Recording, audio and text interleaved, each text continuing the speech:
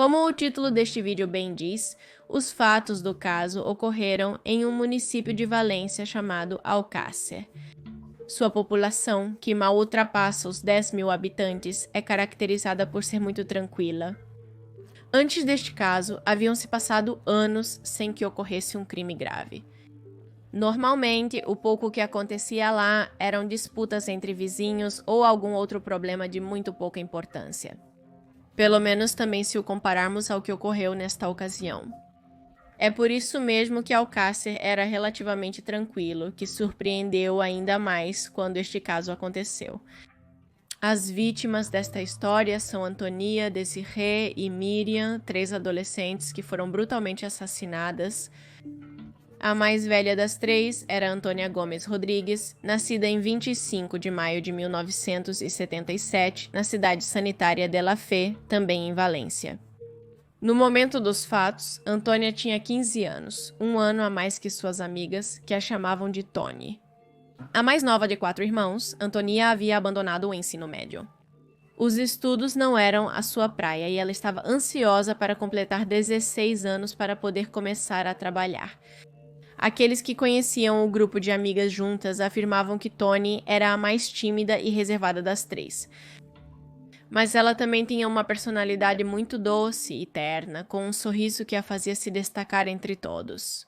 Em idade, quem a seguia era Maria Desejada Hernández Foch, a quem todos conheciam como Desirê. Ela nasceu no dia 7 de fevereiro de 1978 e, portanto, no momento dos fatos tinha 14 anos.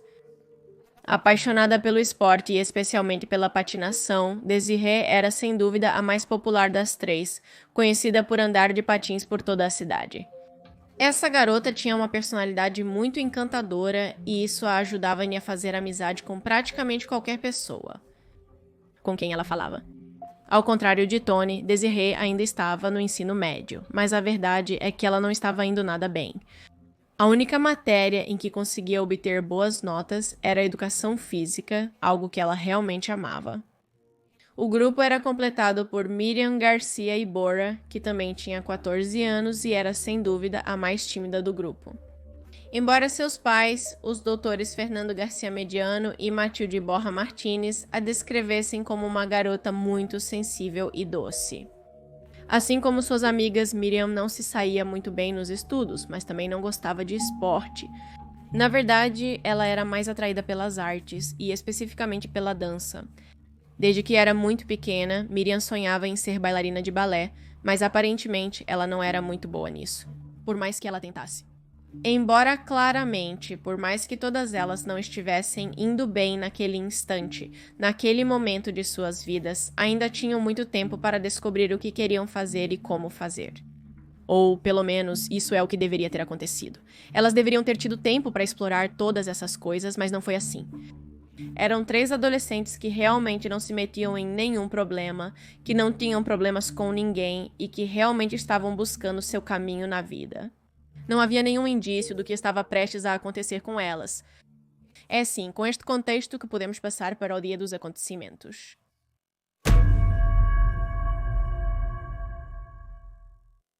Na sexta-feira, 13 de novembro de 1992, as 3 meninas foram à casa de Esther, outra de suas amigas.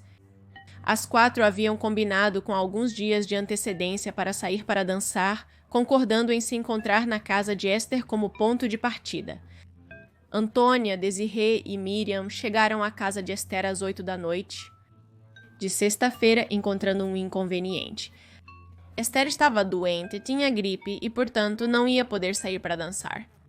Sem querer ir embora assim, as meninas ficaram com Esther por um bom tempo antes de decidir sair para o Color. Uma discoteca em Picassent, outra comunidade de Valência localizada ao norte da cidade. Ainda assim, da casa de Esther, 20 horas, Miriam ligou para seu pai para descobrir se ele poderia levá-las de carro até a boate, porque naquele ponto elas não tinham ninguém disponível para levá-las. Não é que o caminho fosse particularmente perigoso, nem particularmente longe, mas seria definitivamente melhor que alguém conhecido as levasse. É preciso entender também que justamente nessa data, as pessoas que normalmente poderiam levá-las estavam ou ocupadas ou doentes. já que naquela época, por algum motivo, havia uma gripe bastante forte circulando e muitas pessoas já não estavam disponíveis. A boate em questão ficava a apenas 2 quilômetros de onde estavam, mas o maior problema era que o caminho estava escuro e era um pouco isolado.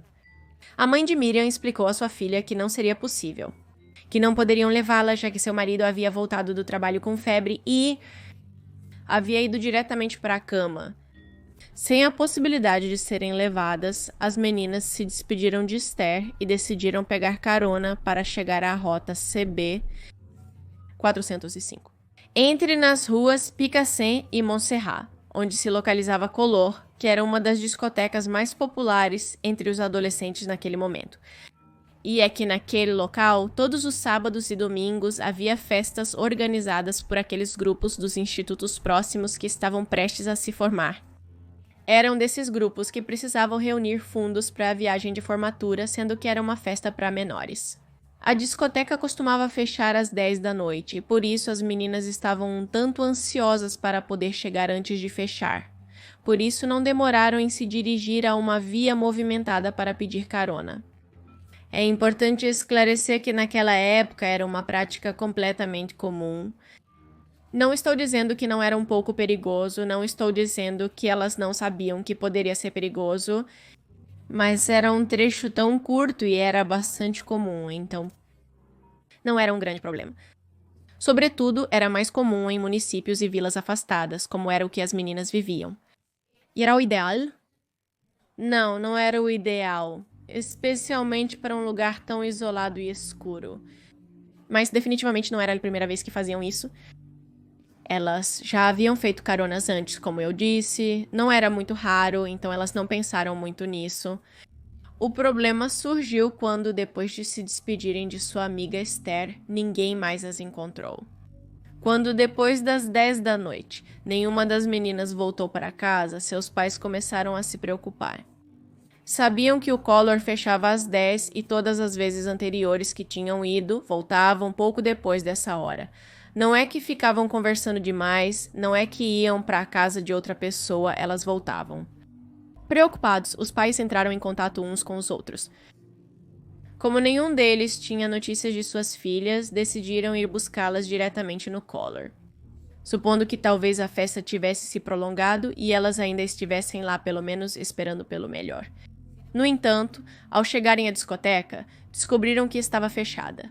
Só restavam alguns funcionários organizando o local e limpando após a festa. Preocupados, os pais de uma das meninas se aproximaram para perguntar se tinham visto a filha e as outras duas. Mas os trabalhadores afirmaram nem sequer tê-las visto na discoteca naquela noite. Cada vez mais preocupados depois disso, registraram a denúncia pelo desaparecimento. No início, a polícia se reuniu com os pais das meninas para descobrir quem eram essas adolescentes e como haviam saído, o que estavam vestindo e se haviam levado dinheiro. A intenção era confirmar ou descartar a possibilidade de que elas tivessem ido por vontade própria, por conta própria, para ver se talvez tivessem fugido de alguma forma. As meninas, na verdade, só haviam levado o que estavam vestindo e praticamente não tinham dinheiro, então acabaram descartando a possibilidade de terem escolhido ir embora. Após descartar essa primeira teoria, a hipótese de um sequestro começou a ganhar mais força. No entanto, como era muito tarde naquele momento, decidiu-se começar a busca na primeira hora da manhã, quando a luz do dia pudesse ajudá-los. A busca ocorreu tanto em Alcácer quanto em Picassent. Portanto, a polícia aceitou a ajuda de todos os voluntários que quisessem colaborar de alguma forma. E isso acabou sendo realmente trágico. No domingo, 15 de novembro, enquanto 2 voluntários da Proteção Civil procuravam nos barrancos de Picassent e se preparavam para colocar os coletes refletivos. Um veículo todo-terreno que passava pela área os atropelou, causando ferimentos graves. Fernando Castilla Vela morreu imediatamente e Francisco Conejo Rodrigues sobreviveu com sequelas que ficaram para a vida toda. Além deste incidente, que já tornava todo o caso terrível, nenhuma das buscas em ambos os municípios produziu resultados. Praticamente não havia pistas, mas havia uma enorme quantidade de depoimentos. Pessoas que acreditavam ter visto as meninas falaram com as autoridades. O que não se limitava apenas a Alcácer ou a Picassent, na verdade, nem mesmo apenas a Valência. Pessoas de toda a Espanha entraram em contato com a polícia de suas respectivas comunidades, afirmando tê-las visto. As chamadas eram tantas que era impossível para a polícia de Alcácer atendê-las sem negligenciar a investigação. Por isso, foram organizadas 2 unidades policiais especiais em Granada e Pamplona para atender essas chamadas e coletar as pistas que a população fornecia. Graças a este método, foi obtido o depoimento de um casal de jovens. De acordo com o que eles contaram, viram as 3 pedindo carona na saída de Alcácer e decidiram se aproximar com seu carro para levá-las. Viajaram com elas até um posto de gasolina na entrada de Picassent, onde seus caminhos se dividiam, reconstituindo os movimentos das meninas. Essas unidades especiais receberam a ligação de um adolescente, alguns anos mais velho que elas, que afirmava tê-las visto. Enquanto ele voltava para casa, elas iam na direção contrária, ou seja, em direção à discoteca. Por último, temos o testemunho de uma senhora mais velha que forneceu uma das primeiras pistas. Ela disse que tinha visto as 3 meninas embaixo da varanda de sua casa pedindo carona.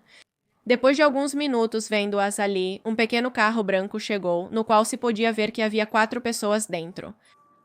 No entanto, a mulher não se lembrava da placa ou do modelo do carro em que as meninas supostamente entraram. Sem pistas concretas sobre o ocorrido, a polícia iniciou suas ações em Picassent. Primeiro, eles investigaram os amigos e conhecidos das meninas, mas não obtiveram nenhum tipo de informação. Então, eles passaram a investigar os clientes habituais do Collor, os funcionários e até mesmo os proprietários da discoteca, sem sucesso também. As conversas com aquelas pessoas que haviam ido à discoteca naquela sexta-feira levaram a polícia a concluir que as meninas nunca chegaram ao destino, ou seja, o que quer que tenha acontecido com elas. Aconteceu entre este último lugar, onde foram vistas ainda vivas, até antes de chegar ao Collor. Com essa conclusão, a polícia decidiu focar em todos os detentos de Picassent que haviam sido libertados dias antes do desaparecimento das meninas. Também se concentraram nos criminosos sexuais da área, o que lhes permitiu encontrar o seu primeiro suspeito. Durante 2 semanas, eles acompanharam de perto os movimentos de um homem que tinha várias denúncias por atentado ao pudor. E é que mais de uma vez ele foi visto se satisfazendo com bonecas infláveis de tamanho natural em um terreno baldio da área. Embora o tenham descartado. Paralelamente, a polícia continuou distribuindo milhares de cartazes com informações das 3 meninas por todas as cidades próximas, apoiando-se também nos meios de comunicação que deram uma enorme cobertura ao caso e ajudaram a que as informações e as fotos das jovens se espalhassem rapidamente por todo o país. O governo nacional não ficou de fora do caso. O ministro do Interior daquela época, José Luis Corcuera, esteve em contato com os pais das meninas desde o início. E, posteriormente, formou uma equipe especial, composta pela Guarda Civil e a Polícia Nacional, para colaborar com a busca. Por sua vez, o presidente Felipe González se reuniu com as famílias das jovens apenas na véspera de Natal, ou seja, mais de um mês após o desaparecimento. Até aquele momento não haviam maiores avanços na investigação, e diante da falta de pistas, decidiu-se informar a Interpol sobre o que estava acontecendo, para assim poder ampliar a busca para fora da Espanha também. No entanto, as famílias de Antônia de Siré e Miriam não ficaram de braços cruzados. Ao saber que a busca se estendia para fora do país, decidiram pessoalmente fazer cartazes em diferentes idiomas que começaram a distribuir em alguns países da África e Europa, durante o resto de 1992 e até o final de janeiro do ano seguinte. Tanto a polícia quanto os pais das meninas seguiram várias pistas, como, por exemplo, uma que indicava que elas poderiam ter sido levadas para o Marrocos para serem vendidas como escravas sexuais. Mas essa pista parecia ser um beco sem saída. A investigação continuou durante os meses seguintes, até que, finalmente, no dia 27 de janeiro de 1993, foi feita uma descoberta que mudaria tudo. Haviam-se passado 75 dias do desaparecimento dessas jovens, quando, após algumas chuvas intensas, a terra do barranco de La Romana, ao sudeste de Valência, se amoleceu. permitindo ver os 3 corpos que naquele dia, por volta das 10 da manhã, foram encontrados por 2 apicultores da região. Os homens se chamavam Gabriel Aquino Gonzalez e José Sala. Tinham 69 e 53 anos, respectivamente. No momento da descoberta, eles estavam naquela área cuidando das colmeias quando de repente notaram um braço humano semi-enterrado que tinha um relógio bastante grande no pulso. Obviamente, isso chamava muita atenção. Acreditando que se tratava de um manequim, eles se aproximaram apenas para descobrir uma cova. Rapidamente chamaram as autoridades e uma equipe da Guarda Civil apareceu no local, mas o processo de coleta dos corpos foi bastante complicado. O juiz encarregado da coleta, José Miguel Bort, demorou várias horas para chegar ao local e isso fez com que não pudessem desenterrar os cadáveres até que ele estivesse lá.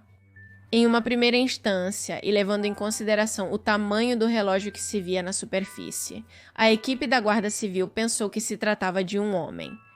No entanto, ao escavar, se depararam com a surpresa de que era uma mulher, e ao continuar escavando, descobriram que havia outros 2 corpos femininos. Também, os 3 corpos estavam envoltos em um tapete novo e bastante grande. Esses corpos estavam amarrados e empilhados um em cima do outro sem se tocarem. 2 delas tinham as cabeças separadas do resto de seus corpos. Tanto os corpos quanto as roupas que eles usavam estavam em avançado estado de decomposição. Na verdade, as roupas estavam tão deterioradas que mal se podia distinguir as cores das peças. Ao procurar ao redor da cova, as autoridades encontraram diferentes objetos, como um cartucho não disparado de 9mm, um videogame, uma luva e vários pedaços de papel. Isso seria crucial para identificar os primeiros suspeitos. Com muita paciência, os investigadores reconstruíram com todos os pedaços de papel um volante do Hospital La Fé, em Valência. No folheto estava o nome Henrique Anglès Martins. A primeira coisa que fizeram foi consultar nesta instituição de saúde sobre este homem. Lá se soube que ele havia sido tratado no local por sífilis. Imediatamente, os 3 corpos foram levados para o município de Chomai, onde seriam realizadas as autópsias. O rumor de que se tratava das linhas de Alcácer já havia começado a circular, mas as autoridades decidiram não confirmá-lo até que as necropsias fossem realizadas. Apenas à meia-noite daquele mesmo dia, foram levados para o Instituto Anatômico Forense de Valência para que fossem realizadas as análises forenses necessárias. Enquanto isso, a Guarda Civil seguia o rastro que o volante ditava. Na manhã do dia 28 de janeiro, um grupo de oficiais da Guarda Civil se apresentou na residência de Henrique Anglès, em Catarroja. Lá, o suspeito vivia com sua mãe, Neuza Martins, além de sua irmã Kelly e seu namorado. Tanto ele quanto sua irmã e seu cunhado foram detidos naquela mesma manhã, à espera de um interrogatório, enquanto a Guarda Civil registrava a casa. Ao mesmo tempo em que a busca era realizada, chegaram à residência os outros 2 filhos de Neuza, Maurício e Ricardo, junto com Miguel Ricard, um amigo deles. Assim como o resto da família, Maurício, Ricardo e seu amigo foram levados para o quartel Patrais, onde foram interrogados. Algo importante é que Miguel Ricard foi voluntariamente até o quartel e deu sua declaração também por vontade própria, embora seu interrogatório tenha fornecido menos informações. Sua história estava cheia de contradições e mesmo quando terminou de declarar, parecia sentir culpa por algo que não havia feito. A Guarda Civil teve a impressão de que Miguel, que também era o melhor amigo de Antônio, tinha algo a ver com os homicídios. E mesmo que se concentrassem em interrogar a família, ele não foi libertado. Graças a essas entrevistas, os interrogadores puderam determinar que o volante encontrado perto da cova não pertencia a Henrique, mas ao seu irmão mais velho. Antônio, que tinha ido ao hospital se passando pelo seu irmão mais novo para se tratar. Esta teoria foi comprovada quando, ao perguntar ao médico que o atendeu, ao mostrar-lhe as fotos dos irmãos, este reconheceu Antônio e não Henrique, que com isso foi posto em liberdade. O suspeito passou a ser seu irmão mais velho, Antônio parecia ter desaparecido, sua família estava há vários dias sem vê-lo, o que gerou muitas suspeitas. Cada vez mais convencidos de que Antônio tinha algo a ver com tudo isso. A Guarda Civil tornou pública a sua fotografia esperando a ajuda das pessoas, e esta não demorou a chegar. Mas, antes de receber a primeira pista sobre o paradeiro de Antônio, na madrugada de 28 de janeiro, Miguel Ricard, o outro suspeito que ainda estava preso, foi novamente interrogado. E desta vez confessou sua participação nos crimes. Disse que ele e seu melhor amigo Antônio, a quem antes havia descrito como alguém agressivo e violento, haviam sequestrado as meninas, usando um carro Seat Honda azul e não um branco, como alguns testemunhos haviam dito. Uma vez que as meninas entraram no veículo, eles as convidaram para tomar algo e elas aceitaram. Elas disseram a eles para onde estavam indo, mas não protestaram quando passaram pela Collor e continuaram seu caminho. Segundo Miguel, até aquele momento nem ele nem seu amigo tiveram que exercer nenhum tipo de violência sobre as meninas que pareciam estar contentes com a presença deles. Depois de um tempo de viagem, ao chegar a um campo aberto na área de La Romana, Miguel declarou ter tido relações com Desiré, enquanto Antônio levava Miriam. Depois de cerca de 20 minutos, ele e Desiré ouviram 3 tiros. Anglés voltou e repetiu o processo com Desiré e Tony para o espanto de Miguel, que seguiu as ordens do amigo e o acompanhou no carro até uma cabana em La Romana, de onde pegaram um tapete e voltaram para enrolar os 3 corpos e colocá-los no porta-malas do carro para voltar à área da cabana onde os enterraram. Horas depois dessa declaração, e já com a confirmação de que Antônio Anglés era culpado do homicídio das 3 meninas. A Guarda Civil recebeu na sexta-feira, 29 de janeiro, um primeiro aviso de avistamento. Os proprietários de um salão de beleza em Valência entraram em contato com a polícia para informar que o haviam atendido. O homem havia ido para mudar a cor do cabelo, removendo o loiro que havia feito antes. Enquanto naquele dia um grupo não pequeno de oficiais tentava encontrar Antônio, Miguel ampliou a declaração que havia feito antes. Nesta segunda confissão, o homem esclareceu várias das inconsistências que havia na primeira vez. Por exemplo, ele deu o horário em que os fatos ocorreram. Segundo a versão dele, ele e Antônio haviam saído da casa dos inglês por volta das 8 da sexta-feira 13 e se dirigiram para Picassent. Desta vez, ele admitiu que sim, eles haviam usado seu carro, um Opel Corsa branco bastante pequeno, que coincidia com as declarações da senhora que havia visto as meninas entrarem no mesmo. Ele confessou que ao passar pela discoteca, uma das meninas protestou porque eles não pararam. Para acalmá-las, eles as enganaram dizendo que iriam buscar algumas coisas em casa antes de voltar. Esta declaração foi novamente modificada por Miguel, de 23 anos, em 2 de março, quando ele declarou perante o Tribunal de Alcira. Lá, ele deu uma versão mais completa dos fatos, onde pela primeira vez admite que abusaram sexualmente das meninas. Segundo o que ele contou, o primeiro a abusar delas foi Antônio, que o obrigou a ajudá-lo segurando as pernas das vítimas enquanto seu amigo as agredia. Quando Antônio terminou, ele o obrigou a abusar de Desiré. Quando terminaram, deixaram as garotas amarradas ainda vivas e foram comprar o jantar em um bar de Catadal. Depois de comer, voltaram para continuar abusando delas.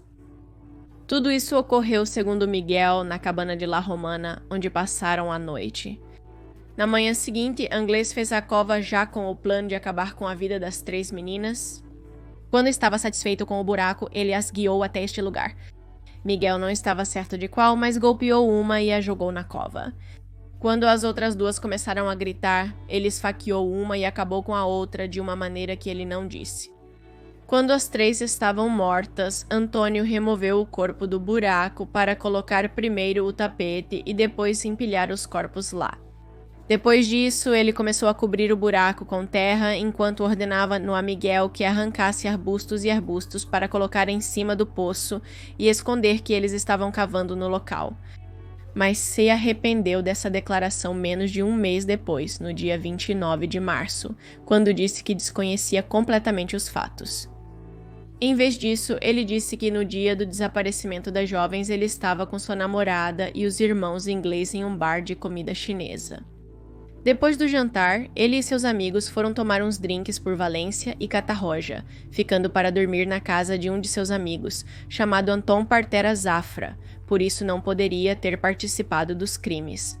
E se isso parece estranho para vocês, não se preocupem, porque alguns meses depois, em setembro do mesmo ano, Miguel mudou novamente sua declaração. Declaração: ele admitiu ter estado envolvido nos homicídios e também afirmou que outras 2 pessoas também haviam participado. Maurício Anglês, um dos irmãos de Antônio, e um tal Nano, do qual disse desconhecer o nome completo. Na versão que ele conta, no dia 3 de setembro, em frente ao mesmo tribunal, afirmou que os 4 estavam no seu carro quando pegaram as meninas. Em relação à sua participação, ele disse que colaborou e ajudou a mover os corpos da cabine até a cova que ele e os irmãos Anglês haviam cavado. No entanto, ele negou ter participação em suas mortes, embora tenha dito que presenciou o assassinato de uma delas. Nessa nova versão, além de envolver 2 novas pessoas, ele deu também novas informações. Disse que a mãe dos ingleses, Neuza Martins, conhecia os fatos e ajudou a fugir ao seu filho mais velho, entregando-lhe 2 milhões de pesetas para que fugisse para o Brasil. Mas essa nem sequer foi a última declaração. Já vamos o quê? 5, 6? No dia 30 de setembro, ela declarou, pela que seria a 6ª vez, ratificando seu último testemunho e esclarecendo certos pontos. Confirmou que os fatos aconteceram na cabana de La Romana. Ela disse que ele havia ficado no carro, enquanto os outros 3 agrediam sexualmente as meninas por aproximadamente 1 hora antes de ouvir 3 tiros. O que teria acontecido ao ar livre, perto de onde posteriormente cavaram a cova. Provavelmente neste ponto vocês estão tão confusos quanto a polícia, naquela época, que teve que se dar ao trabalho de recriar os fatos várias vezes, sem saber com certeza se as coisas realmente aconteceram. Como dizia Miguel, mudou tanto de versão, mas tanto. E mudou tanto os detalhes que já era impossível saber se algo do que ele havia dito era verdade, se sequer uma pequena parte do que ele dizia era verdade. Apesar disso, fizeram o que acreditavam. Era a reconstrução mais fiel dos fatos, apoiados não apenas nas declarações de Miguel, mas também nos resultados das várias autópsias, a primeira que havia sido feita no dia 28 de janeiro. Assim que os corpos foram encontrados, estavam sob a responsabilidade de 6 médicos legistas, liderados por Fernando Verdu Pascoal. Uma segunda autópsia foi feita a pedido dos familiares das vítimas e foi realizada pelo perito Luiz Frontella. Nessa segunda necropsia, foi feito um estudo de DNA de 15 cabelos que foram encontrados nos corpos das meninas. Ao analisá-los, concluiu-se que não pertenciam nem a elas, nem a Ângela, nem a Miguel. De fato, chegou-se à conclusão de que poderiam pertencer a entre 5 e 7 pessoas diferentes, o que apoiou a teoria de que mais pessoas participaram do crime, pessoas que não estavam entre os suspeitos. Além disso, nessas autópsias foi feita uma análise das larvas que foram encontradas nos corpos. Embora Frontella só tenha conseguido fazer isso através de fotos e vídeos tirados durante a primeira autópsia. O especialista chegou à conclusão de que o tamanho dos insetos não correspondia ao estado de decomposição dos cadáveres, por isso sugeriu que as vítimas haviam sido enterradas em 2 lugares diferentes. Com todas essas informações, a Guarda Civil conseguiu reconstruir os fatos da seguinte maneira. Na sexta-feira, 13 de novembro de 1992, Antônio Anglês e Miguel Ricard estavam passeando pela estrada de Picassem no carro Opel Corsa branco do segundo, quando notaram o grupo de 3 meninas pedindo carona. Ao vê-las, Antônio deu a ordem a Miguel para parar o carro e perguntou se elas estavam indo para Collor. Oferecendo-se para levá-las, Tony, Desirê e Miriam aceitaram e entraram no veículo. Quando passaram do seu destino, nervosas, as 3 amigas começaram a gritar, o que provocou que Antônio tirasse sua pistola Star de 9mm e as golpeasse com a coronha da mesma. Depois ele as amarrou.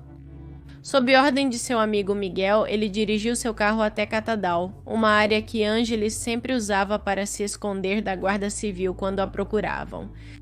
Graças a isso, ela descobriu a famosa cabana em ruínas em Roma, a qual Miguel havia feito referência em sua declaração. Dentro desse lugar, abusaram de Desirê e Miriam antes de amarrá-las novamente para voltar à cidade e conseguir o jantar. Depois de comer, abusaram de Antônia. Ao terminar, Ainda de noite, cavaram uma cova e obrigaram as meninas a caminhar até lá, onde atiraram em suas cabeças e esconderam seus corpos antes de enterrá-las. Por fim, recolheram as cápsulas e limparam o carro antes de irem embora. Foi com essa versão dos fatos que realizaram o julgamento. O julgamento contra Miguel Ricard começou em 12 de maio de 1997 e consistiu em 49 sessões que foram realizadas até 30 de julho daquele ano. Como esperado, foi um julgamento extremamente midiático, seguido pela imprensa tanto nacional quanto internacional. Entre 1994 e 1996, o julgamento havia sido adiado em 3 ocasiões devido ao surgimento de novas pistas potenciais que obrigaram a reabrir o caso na sexta-feira, 9 de maio de 1997. Há poucos dias do início do julgamento, o perito Luiz Frontella entregou um novo relatório no qual documentava possíveis manchas de sangue, sêmen e outros fluidos orgânicos que foram encontrados no tapete em que os corpos das 3 meninas foram enrolados. Essas novas descobertas foram encontradas graças a uma nova técnica utilizada pelo perito, que recentemente havia conseguido o equipamento necessário para realizá-las. O novo relatório foi rejeitado, mesmo com a exigência de suspender o julgamento para a análise das novas evidências. Isso não aconteceu e dividiu as famílias das vítimas. Sendo que os advogados das famílias de Miriam e Tony estavam indignados com o fato do julgamento continuar sendo realizado, dias depois de aparecerem novas provas tão importantes, e a família de Desiree concordando que o julgamento começasse de uma vez. Uma manifestação de 1.500 pessoas em Alcácer demonstrou seu apoio com as famílias de Antônia e Miriam exigindo o adiamento do julgamento, mas isso também não modificou a data acordada. O julgamento iniciou em 12 de maio, desconsiderando o relatório pericial como evidência. O processo iniciou com os interrogatórios ao acusado, primeiro pelo promotor e depois pelos advogados das famílias. Nas audiências seguintes foram chamados para depor as diferentes testemunhas, entre os quais estava a mãe de Antônio Anglés, seus irmãos, a ex-namorada de Miguel Ricard, seu companheiro de Zelda e também o casal que havia levado as meninas de Alcácer a Picassent. As audiências de declaração terminaram em 30 de maio e, desde então, em 16 de junho, começaram com a apresentação de relatórios psicológicos e forenses. Durante essas audiências, Luiz Frontella argumentou que a primeira autópsia apresentou várias irregularidades por parte dos legistas. Diretamente, ele os acusou de ter provocado a perda de evidências que poderiam ter sido chave na identificação dos homicidas. Ao mesmo tempo, os legistas valencianos se opuseram às conclusões às quais o perito Frontella havia chegado na segunda autópsia. Disseram que o estudo das larvas não era confiável. Além disso, explicaram que não havia evidência suficiente para afirmar que as meninas haviam sido enterradas em lugares diferentes. Segundo eles, aos cadáveres faltavam sinais-chave que costumam ficar em uma situação assim. Após meses de deliberação, no dia 5 de setembro de 1997, o Tribunal Provincial de Valência condenou Ricard a uma pena de 70 anos de prisão por 3 acusações de homicídio, 3 acusações de sequestro e 4 crimes contínuos de violação. Em sua decisão, o tribunal concluiu que Antônio Anglés foi o principal culpado pelo triplo homicídio. Mas ainda não sabiam onde ele estava. Surpreendentemente, Miguel passou apenas 21 anos na prisão. Em 29 de novembro de 2013, ele recuperou a liberdade devido a uma mudança nas leis penais da Espanha. Se vocês ainda têm dúvidas, não se preocupem, não são os únicos. Este caso está cheio de incógnitas que, longe de serem resolvidas, aumentaram ainda mais. Nos últimos 30 anos em que mais informações vieram à luz, em 2017, por exemplo. O professor Francisco Echeverria encontrou na área onde os corpos foram encontrados um dente em péssimo estado, do qual não foi possível extrair informações genéticas. Mas muitos pensaram que poderia ser de uma das meninas. 2 anos depois, em junho de 2019, um casal que estava fazendo trilhas na mesma área encontrou alguns ossos humanos que correspondiam às vítimas. Em outubro de 2021, a juíza ordenou a análise dos materiais. 50 fios de cabelo encontrados nos corpos das 3 jovens e um colchão que haviam encontrado na cabana de La Romana. Esses elementos não haviam sido analisados no momento do crime, porque não existiam os avanços necessários para fazê-lo. Em junho de 2022. Esse mesmo tribunal ordenou a realização de novas análises de DNA na roupa íntima das meninas e outros restos encontrados na cena do crime, incluindo o tapete. Algo importante a esclarecer é que o caso nunca foi encerrado como tal. As autoridades continuam procurando por Antônio Anglés, mas o caso vai prescrever em 2029. Portanto, a Unidade de Localização de Fugitivos da Polícia Nacional espera mais do que nunca ser capaz de encontrá-lo antes dessa data para que ele possa enfrentar um julgamento por seus crimes. O caso segue muito presente na sociedade da Espanha. E é por isso que, de vez em quando, surge um novo documentário ou livro que busca dar respostas a todos os mistérios deste caso. A realidade é que o caso tem tantas dúvidas e há tantos pontos soltos que muitos espanhóis duvidam muito da versão oficial. Há rumores documentais nos quais se fala muito sobre as mentiras do caso, ou o que seria a falta de verdades. Na verdade, há mais dúvidas do que certezas em tudo isso. Então, ao longo de todos esses anos, se falou muito sobre todas essas falhas. Em princípio, é difícil concordar com isso se a pesquisa foi mal feita desde o primeiro dia em que encontraram os corpos. Fernando Garcia, o pai de Miriam, foi um protagonista muito visível na busca pelas meninas de Alcácer. Ele se convenceu de que o crime não era tão simples quanto dois homens querendo violá-las, pelo como, quando e onde elas foram encontradas. Chegou à conclusão de que havia pessoas poderosas por trás do caso, de que alguém tinha os meios para ocultar o que realmente havia acontecido. Também é preciso entender tudo em um contexto mais completo, sabendo que o caso foi usado pela mídia e explorado ao máximo. Que obviamente eu não vou me fazer de santa que estamos aqui falando deles. Mas acredito que este é um dos poucos casos em que, de repente, tantas câmeras foram colocadas nas casas das famílias, quando elas estavam apenas recebendo a notícia das descobertas, ao vivo e a cores. Foi uma história muito midiática. Cada segundo de sofrimento dessas famílias foi televisionado. Claro que isso também implica que eles não foram deixados para lamentar adequadamente.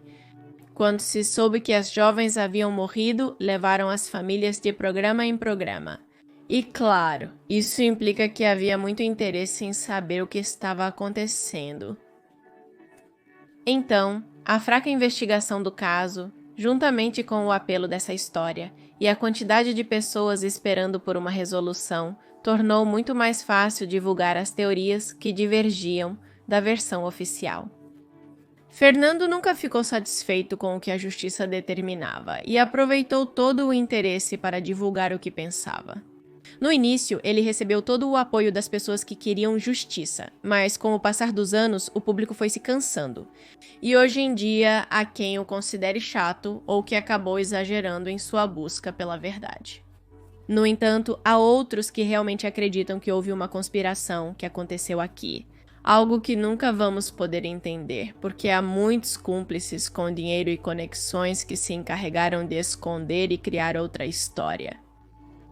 Sejamos francos, a quantidade de contradições e incógnitas é anormal. Direto ao ponto. Há elementos que fazem duvidar de que esses dois indivíduos sejam os culpados do caso. Começando pelos tempos em que eles se organizaram para cometer o crime e esconder os corpos. Comecemos pelo carro, aquele carro pequeno no qual supostamente levaram as meninas. Este teve que viajar 1 hora para chegar ao local onde as deixaram enterradas, que normalmente por uma rota mais ou menos decente não teria problemas. O problema começa quando esse carrinho tem que ir pela estrada de terra, que é entre cascalho e lama. Difícil até para uma 4x4. Serei sincera, há alguns anos, nas férias, fiz um caminho de 4x4 usando um app da Volkswagen. Não é que seja impossível, mas certamente torna a viagem muito mais lenta e muito mais difícil para o veículo, que deveria ter ficado com algum vestígio daquele caminho. Acrescentemos que se tudo isso começou por volta das 8 da noite, fica ainda mais difícil ir a um lugar assim com tão pouca luz. Mas de novo, não é impossível. Não seriam nem os primeiros nem os últimos assassinos a fazer essas coisas à noite e em lugares remotos. Similarmente, presumiremos que isso é viável.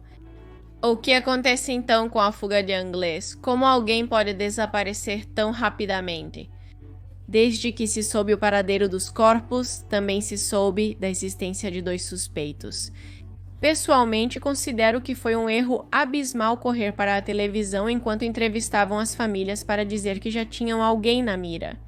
Enquanto este é um dado que pode aliviar a terrível dor das famílias, também é um aviso para os culpados. Se é verdade que Anglés ainda estava vivo, então ele já estaria alerta e com um plano pronto para escapar. Apesar disso, supõe-se que foram buscá-lo e ele fugiu atravessando a Espanha extremamente rápido, e ninguém nunca foi capaz de capturá-lo. O fato de terem poucas pistas sobre o seu paradeiro fez até mesmo as testemunhas que o viram duvidarem. Vamos falar a verdade também sobre o volante da Segurança Social, no nome de Henrique Inglés. Este papel esteve lá por 2 meses e meio. Havia várias coisas jogadas no local. Não é que apenas este volante estava lá, mas de qualquer forma todos esses objetos permaneceram lá todo esse tempo. E, obviamente, é possível que tenha permanecido lá, preso entre a vegetação. Mas, exatamente, alguém deixaria um papel onde se pode identificar uma pessoa? E por que ele levaria isso para a cena do crime? Talvez Anglés fosse muito tolo e pensou que seria uma boa ideia incriminar seu irmão.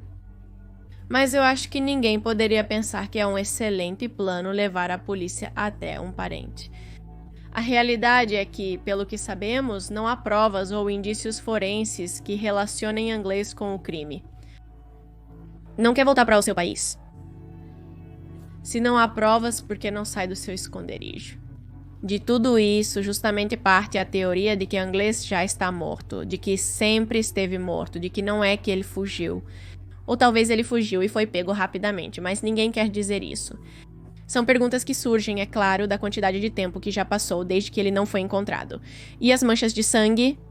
A cabana em La Romana, onde supostamente mataram as meninas, não tinha vestígios de sangue, fluidos ou sinais de luta. Claramente, eles poderiam ter limpado, mas a verdade é que não parecem pessoas que planejariam tudo com tanta precisão, nem têm experiência em matar. A menos que os detetives tenham deixado escapar vários detalhes. Ainda precisamos saber o que aconteceu com os novos testes de DNA que foram solicitados. Além disso, foram encontrados pelos pubianos de outras pessoas nos corpos, determinou-se que seriam de 5 ou 7 indivíduos diferentes. Talvez com tecnologia mais recente possamos fazer melhores descobertas. Durante a segunda autópsia, por exemplo, foi encontrada uma cruz de Caravaca incrustada na coluna de Désiré. O que é isso aqui? O que não seria estranho, considerando que os corpos estavam muito decompostos naquela época. Algumas coisas poderiam ter se misturado, não? Mas aquela cruz não pertencia a nenhuma delas. A questão não é exatamente como a cruz chegou lá, ao esqueleto, mas sim de onde ela veio. E se falarmos de uma autópsia mal feita, como foi a primeira, na qual de alguma forma essa cruz não foi encontrada? Também podemos falar sobre como, antes de tirar a foto dos objetos encontrados na cova, eles os moveram para juntá-los, obviamente, tocando-os e interrompendo a cena. Parece, além disso, que os rolos fotográficos estavam bastante caros porque só fizeram uma foto dos corpos dentro da cova, a qual eu poderia facilmente colocar no YouTube, porque não se nota nada. Ou seja, essa foto mal serve como anedota. E depois o resto das fotos. Parece que estiveram economizando durante todo o caso, porque há muito poucas. Ao recolher os corpos, isso foi feito tão mal que é possível que muitas evidências incriminatórias tenham se perdido no processo. E antes de começar com as análises, alguém foi e lavou os corpos. Não sei se vocês conseguem dimensionar o quão terrível isso é, porque se de início eles recolheram mal os corpos, imaginem o que se perdeu em evidência lavando-os. Com isso, suponho que vocês possam imaginar tudo o que eles fizeram. Entre não tirar fotos, não fazer os esboços, não examinar bem os corpos. Bem, são inúmeras coisas. Mas a incompetência não veio apenas dos legistas, mas também dos detetives e de toda a polícia envolvida no caso. As declarações e a reconstrução dos fatos foram muito mal conduzidas. O caso é tão inconsistente que certos indivíduos se viram obrigados a fazer compilações de todos os documentos que existem sobre este crime. Como fizeram, por exemplo, neste blog que é sobre o crime de Alcácer, que tem muitas informações úteis caso queiram ir vê-lo. E por outro lado, também temos pessoas como Juan Ignacio Blanco, o jornalista que ajudou Fernando Garcia durante toda a investigação, Ele disse ter essa fita na qual elas apareciam sendo machucadas, mas não deu muitos detalhes. A única coisa que está clara é que Blanco afirmava que isso era um filme snuff, que esse tinha sido todo o objetivo do crime, fazer um filme onde elas eram mortas. Blanco disse ter entregado a fita à polícia e vários meios de comunicação pediram várias vezes para ver essa fita, a qual ele nunca cumpriu. Muitos duvidam que seja real, mas ele falava convencido de que esse filme existia. Há coisas dentro desta teoria de que pessoas poderosas as mataram, que me parecem teoria da conspiração. E como costuma acontecer, também me parece que há muitos dados que não podemos comprovar 100% que foram tomados pelos teóricos da conspiração como verdades absolutas, que apenas alimentam a má investigação que foi feita desde o início. Parece-me que na realidade não precisamos de nenhuma informação absurda, para entender que definitivamente algo mais aconteceu. Ou há outro envolvido sobre o qual nunca mais se falou, ou o inglês sempre esteve morto, ou pode ser que pessoas que tinham conexões foram as culpadas de tudo isso. Aqui mesmo, no meu país, há casos assim, mas mesmo quando se trata de pessoas com poder, algum nome ou outro vem à luz. Alguns preferem não acreditar em teorias e dizem que o inglês já era um criminoso, que ele já tinha comportamentos violentos e que realmente não há desculpas para ele. Tanto que certamente foi ele e que fugiu perfeitamente ou que já está morto. Na Espanha se fala muito que Anglès e Ricard, ou pelo menos Anglès, é um bode expiatório. O equivalente aqui seria um bode expiatório. Alguém que foi colocado para assumir a responsabilidade pelos fatos, para isentar os verdadeiros culpados. Em 2022, Ricard foi detido após ser encontrado em um apartamento com várias drogas, mas foi liberado mais tarde. Digamos que ele mesmo não tem se envolvido em crimes violentos. Depois disso, então qual é a verdade? Embora a versão oficial possa ser verdade no sentido de que essas duas pessoas podem ter sido culpadas, faltam muitíssimas coisas. Mas depois, a teoria de que não foram eles, ou que pessoas com muito dinheiro e muitas conexões, muito poder, os fizeram participar. Do que quer que tenha acontecido, também tem muitas lacunas. Há muitas coisas que não sabemos, em grande parte porque não foi investigado como deveria. E talvez por isso nunca saibamos o que de fato ocorreu. Antes de terminar de falar sobre este tema, tenho que mencionar que há um caso conhecido como Bar Espanha, do qual se falou muito. Dizem que tem conexão com o caso Alcácer, mas o assunto é tão longo que seria para outro vídeo. Digam se querem ver isso no canal. Bem, no final de tudo, não sei se estou satisfeita com este vídeo, não sei se vou gostar do resultado, veremos uma vez que esteja renderizado, e vocês possam ver, eu tentei o melhor que pude.